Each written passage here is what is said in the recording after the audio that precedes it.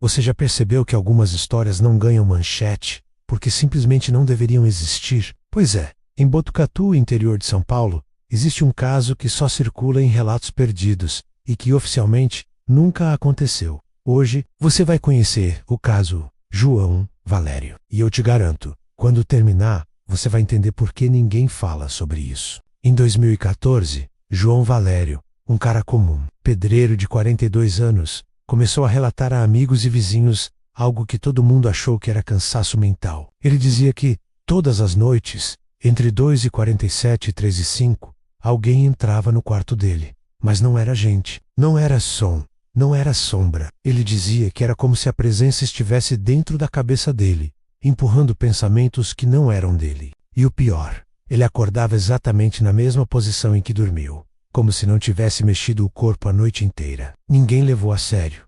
Até a segunda semana, a coisa começou a fugir do normal. João começou a acordar com o seguinte padrão: sapatos virados para a porta, relógio parado sempre em 2h47, porta do quarto destrancada e terra vermelha nos pés, sendo que o quarto dele tinha piso branco e ele dormia de meia. E aí veio o detalhe estranho real. Ele dizia que enquanto dormia, ouvia um zumbido constante, como aquele pi de televisão antiga. Mas sempre antes de abrir o olho, o zumbido porava, como se algo percebesse que ele estava voltando. No dia 19 de agosto, João decidiu forçar um despertar no meio desse suposto fenômeno. Ele amarrou uma linha no dedo e prendeu na cabeceira. Se mexesse, acordaria.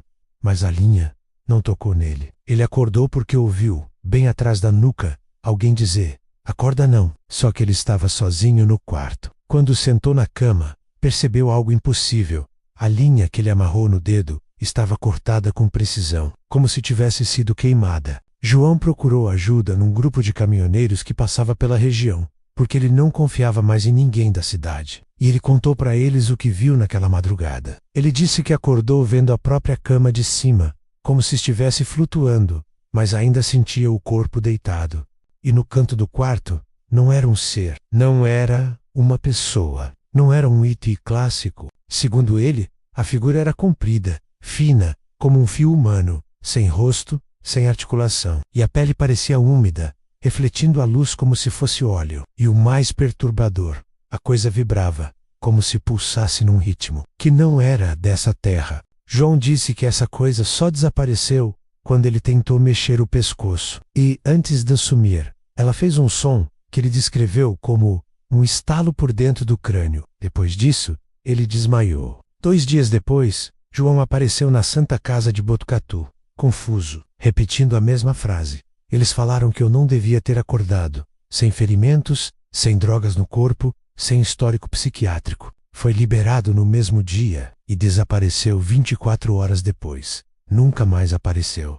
Nem corpo, nem sinal, nem documento, nem pegada. O nome dele nunca entrou como desaparecido oficialmente, como se nunca tivesse existido. O que sobrou foram apenas os relatos dos caminhoneiros e 2 vizinhos, que afirmam ter visto luzes fracas na casa dele na madrugada anterior ao sumiço, luzes que piscavam num padrão repetido, quase como um código. Uma das vizinhas disse que parecia 3 piscadas curtas e uma longa, mas sabe qual é a parte mais desconfortável? Esse padrão de luz é idêntico ao código que pilotos relatam ver antes de casos de apagão temporário de memória em áreas rurais. Os moradores da rua onde João morava comentam até hoje que às vezes na madrugada a luz do antigo quarto dele acende sozinha, mesmo com a casa abandonada, sem energia e sem ninguém morar lá desde 2014. E quando a luz acende, algumas pessoas dizem ouvir o mesmo som que João descreveu, aquele barulho agudo, fraco, de televisão fora do ar, como se alguém ou alguma coisa ainda estivesse indo lá procurar por ele. Ou pior, como se estivesse procurando quem abriu a história de novo. O que você acha que aconteceu com João Valério? Foi levado? Ou será que ele apenas fugiu de algo que não conseguia explicar? Comenta aqui embaixo a sua teoria. Se você gosta de mistérios como esse, não esquece de deixar o seu like, se inscrever no canal e compartilhar com aquele amigo que não tem medo de nada. Até a próxima.